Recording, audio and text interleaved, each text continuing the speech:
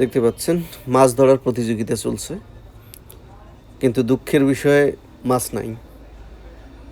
এই জায়গাটা হচ্ছে ৩,০০০ টাকার বিনিময়ে নেওয়া হয়েছে এখানে মাছ ধরার জন্যে। কত লোক মাছ মারতেছে, কিন্তু দুঃখের বিষয়ে কোনো মাছ পাচ্ছে না। ৩,০০০ টাকা পুরাই লস।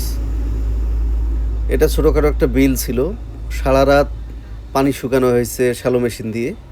শ্যালো মেশিনে খরচ হয়েছে প্রায় ১,০০০ টাকার মতো, কিন্তু সেই অনুপাতে টাকা ওঠেনি, মাছই নেই।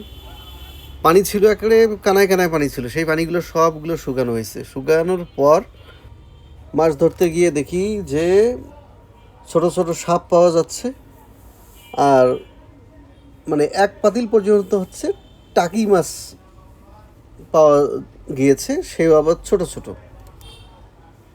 এই হচ্ছে অবস্থা। মাছ ধরার জন্য ৩,০০০ টাকা কয়েকজন মিলে শেয়ারে বিলটা নেওয়া হলো, কিন্তু দুঃখের বিষয়ে মাছ পাওয়া গেল না। কি আর করার, এই টাকা দিয়ে মাছ কিনলেই ভালো হইতো।